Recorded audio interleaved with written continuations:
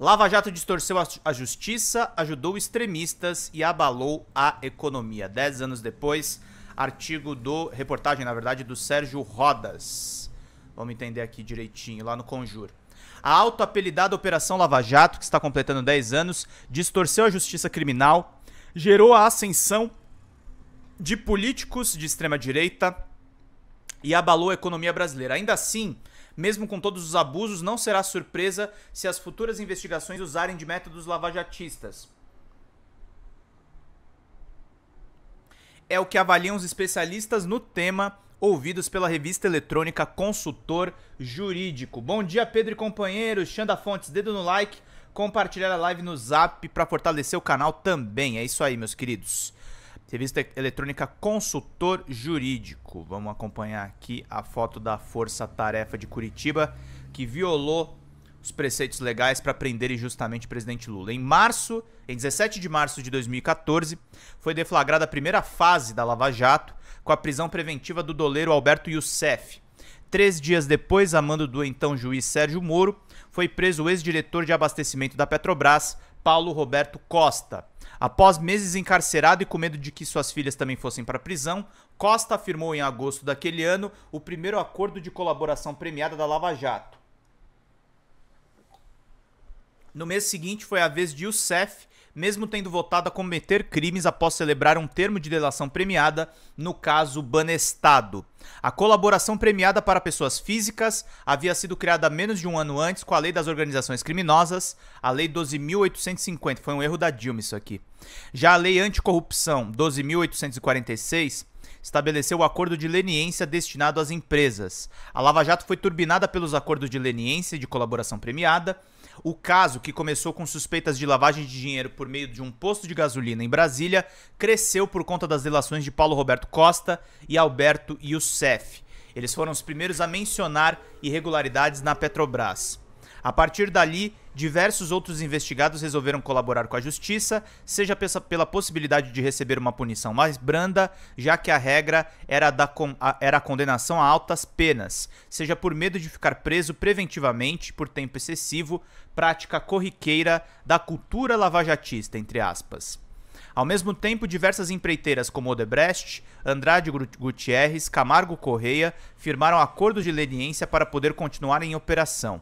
Por meio deles, as empresas se comprometeram a pagar pesadas multas.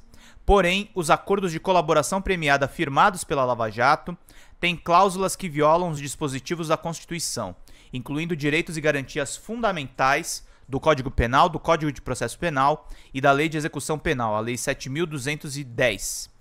Isso foi o que apontou o levantamento feito pelo Conjur. Após decisões de ministros do Supremo Tribunal Federal, Dias Toffoli e André Mendonça, os acordos de leniência da Lava Jato serão revisados. Advogados das empreiteiras reclamam da reclassificação de situações como as doações eleitorais, que foram descritas como propina e corrupção, aumentando muito as multas e inviabilizando as atividades das companhias. A Lava Jato minou as bases da política brasileira. A ex-presidenta Dilma Rousseff sofreu impeachment por supostas violações a regras financeiras, mas o motivo oculto foram as acusações de corrupção na Petrobras. O presidente Luiz Inácio Lula da Silva foi condenado em processo apressado e impedido de se candidatar ao cargo em 2018. Ele liderava as pesquisas de intenção de voto, e a demonização da política abriu portas para extremistas de direita, um deles Jair Bolsonaro, que foi eleito presidente da República. Os dois principais atores da autodenominada Força Tarefa, Sérgio Moro e Deltan Dallagnol, deixaram respectivamente a magistratura e o Ministério Público para ingressar formalmente na política. Vamos entender aqui direitinho. Não esquecendo, gente, pinguem superchats. Daqui a pouco vamos falar um pouquinho das metas da live. E ajudem, sejam membros do canal, queridos e queridas. Vamos lá. Moro virou ministro da Justiça e Segurança Pública de Bolsonaro e o principal opositor ao PT, e posteriormente foi eleito senador pelo União Brasil do Paraná. Dallagnol elegeu-se deputado federal pelo mesmo estado, porém o ex-procurador teve o seu mandato cassado e Moro pode seguir pelo mesmo caminho. O Moro também foi ministro da Justiça do Bolsonaro, né? Ah, tá aqui, esquece. Falei, é isso aí.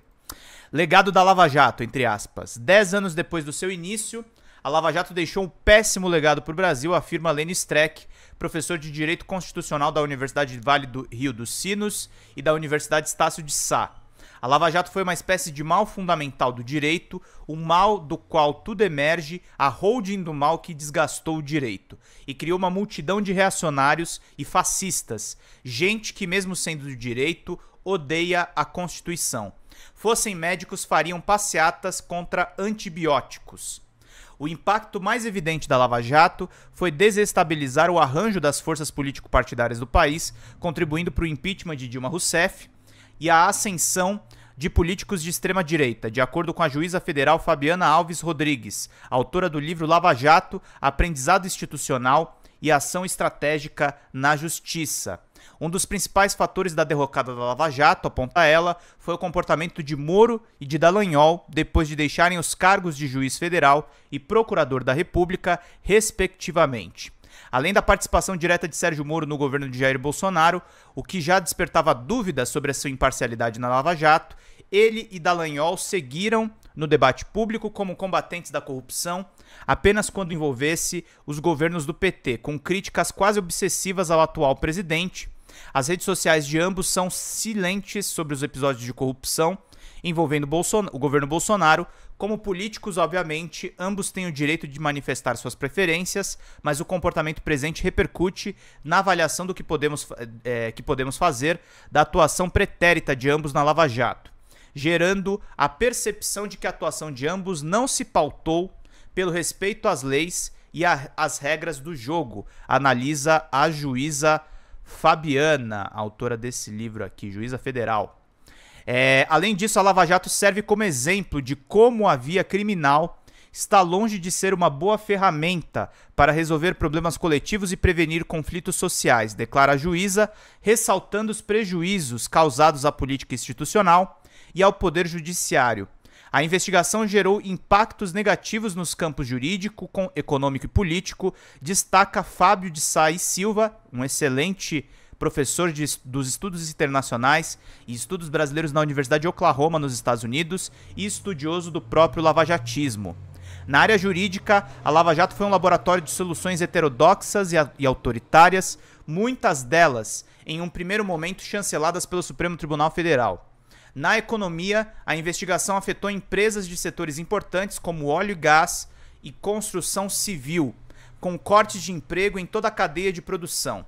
No plano político, que é o que mais me interessa, a Lava Jato criou condições para a ascensão de Bolsonaro ao poder, tanto por ter afastado o candidato que liderava as pesquisas no pleito de 2018, quanto por ter legitimado a gramática política autoritária que dá a base do bolsonarismo. Nisso está incluído até mesmo o ódio contra o Supremo Tribunal Federal, que, como demonstrei em uma pesquisa, foi mobilizado pela operação antes mesmo de Bolsonaro, para tentar acuar os tribunais superiores e fazer prevalecer as suas teses pela força bruta, opina Sá e Silva.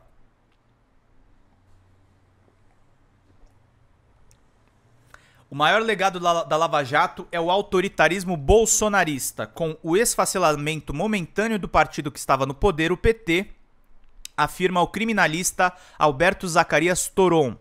Outro legado foi o desrespeito ao devido processo legal, mas na sua contraface tivemos a grandeza da Suprema Corte, que reafirmou valores fundamentais para o processo penal expressos na Constituição.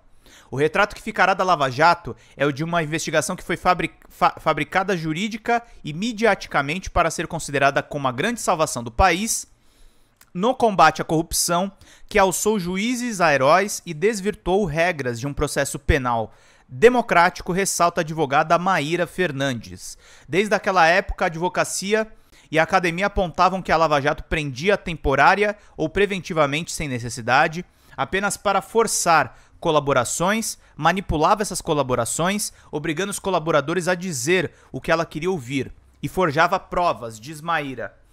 Ela também menciona as quebras de sigilos ilegais e até mesmo de advogados, o cerceamento do direito de defesa e o conluio entre Moro e os integrantes do Ministério Público Federal, explicitado pelas mensagens inicialmente reveladas pelo site The Intercept Brasil. Maíra também aponta que a competência da Lava Jato não poderia ter sido fixada em Curitiba, não só em relação aos processos contra Lula, como reconheceu o STF, mas em relação a todos os que diziam respeito à Petrobras. Episódios decisivos. Um dos episódios mais representativos do que foi a Lava Jato foi a divulgação ilegal de conversas entre a então presidenta Dilma Rousseff e o então ex-presidente Lula, que havia sido nomeado ministro da Casa Civil, meus queridos e minhas queridas. Os americanos ficaram felizes da Lava Jato, deu muita grana e o Moro continua senador, exatamente, querido Knives and Roses. Não esquecendo, gente, contribua aí pra live pra gente continuar trazendo essas notícias importantes. Sejam membros do canal, isso é muito importante. A Lava Jato será lembrada pela desnecessária e odiosa condução coercitiva do presidente Lula para ser ouvido pela Polícia Federal e pelo vazamento seletivo de dados da investigação à Rede Globo, especialmente pelo vazamento da conversa do da ex-presidenta Dilma com Lula no episódio de sua nomeação para a chefia da Casa Civil. Também será lembrada pela dificuldade que colocou o exercício da advocacia, inclusive negando acesso aos autos e fragmentando as narrativas em múltiplas e extensas denúncias. Um ponto positivo da Lava Jato foi o fim dela, com todo respeito, afirma Toron. Lene Streck ressalta a tentativa de criar um fundo com dinheiro da Petrobras para ser administrado pelos procuradores da Lava Jato. O acordo que previa o depósito de 2,5 bilhões a tal fundo foi assinado em 2019. A tentativa de criar a fundação foi barrada pelo ministro Alexandre de Moraes do Supremo, que determinou o bloqueio dos valores depositados na conta da 13ª Vara Federal de Curitiba. Lava Jato será lembrada pelo autoritarismo e voluntarismo, será lembrada pelo conluio e pelo prejuízo de 100 bilhões de dólares, pela picaretagem, pela arrogância, pela fundação de 2,5 bilhões. Não há pontos positivos. O Brasil quase perdeu a democracia por conta dessa gente, por conta de Moro, Dallagnol, dos filhos de Januário, e sabe-se lá o que isso quer dizer. O que dizer de gente como o ex-procurador da República, Carlos Fernando dos Santos Lima? O que a história dirá dele e dos demais? Bolsonaro e o bolsonarismo não existiriam sem essa gente. A criminalização da política gerou parte do tipo de parlamentares que temos hoje. Não existiria a Carla Zambelli sem a Lava Jato, nem Carlos Jordi, nem Bibo Nunes. Eles são os filhos da Lava Jato, outsiders, paradoxalmente insiders da política, diz Lênio. Fábio Sais Silva cita a ameaça velada do então comandante das Forças Armadas, o general Eduardo Vilas Boas, ao Supremo Tribunal Federal. Em 3 de abril de 2018, véspera do julgamento de habeas corpus de Lula pela Corte, o militar publicou em sua conta no Twitter: nessa situação que vive o Brasil, resta perguntar às instituições e ao povo quem realmente está pensando no bem do país e das gerações futuras, e quem está preocupado apenas com interesses pessoais. Depois, em entrevista à Folha de São Paulo, disse que pretendia intervir o caso o Supremo concedesse o HC. Temos a preocupação com a estabilidade, porque o agravamento da situação depois cai no nosso colo. É melhor prevenir do que remediar, declarou o general. Por 6 votos a 5, a corte negou o HC de Lula, permitindo que ele fosse preso e posteriormente proibido de se candidatar a presidente. É impossível olhar para esses eventos e não enxergar uma naturalização da expectativa da tutela do poder civil por militares, um dos gargalos democráticos depois escancarados no governo Bolsonaro e na tentativa de golpe do 8 de janeiro de 2023. E eu poderia citar diversos outros casos nos quais, tanto nos processos quanto fora deles, a Lava Jato promoveu valores antidemocráticos, aponta Sais Silva.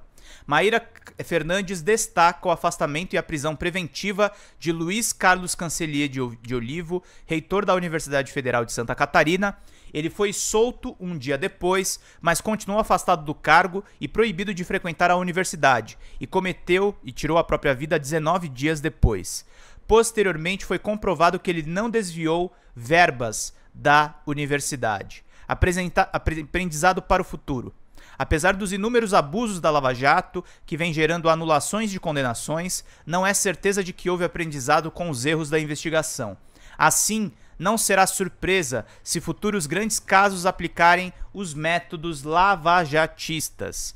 Pior é que aprendemos pouco, a Lava Jato se estranhou no imaginário dos lidadores do direito, é uma ideologia, não morre. O reacionarismo fruto da Lava Jato é algo que forja um mundo de pseudoconcreticidade, um claro escuro que é difícil de se definir. O lavajatismo é algo como o chato do elevador. Nunca se sabe quando ele aparecerá e é como o golpista das redes sociais. Ele aparecerá a qualquer momento porque virou uma entidade. O golpismo do 8 de janeiro é fruto do lavajatismo.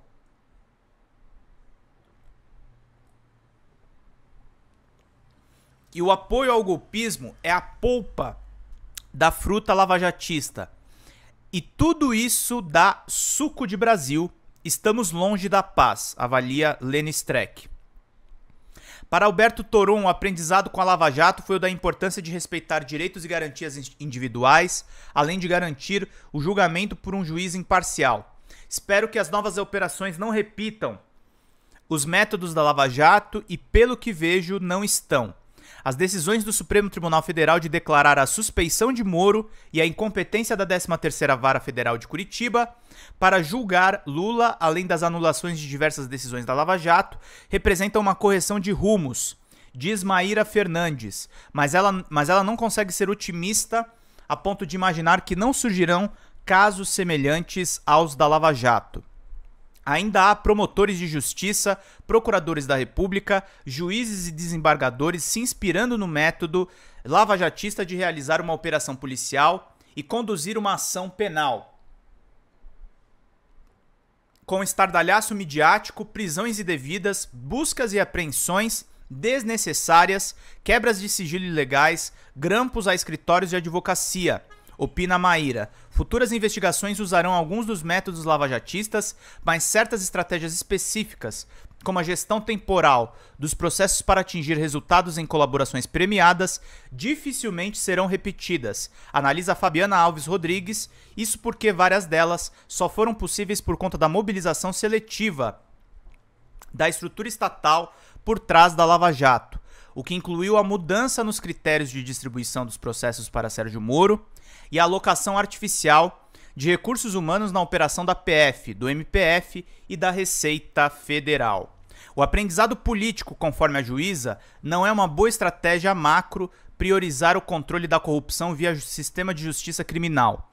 Há mecanismos mais silenciosos e que geram menos efeitos colaterais do que uma grande operação policial, diz ela, citando as políticas de monitoramento e publicização da atuação dos agentes públicos. Faltou criarmos uma comissão da verdade para a Lava Jato, afirma Fábio de Sá e Silva. Sérgio Rodas é correspondente da revista Consultor Jurídico no Rio de Janeiro, meus queridos e minhas queridas. Excelente artigo. Galerinha, estamos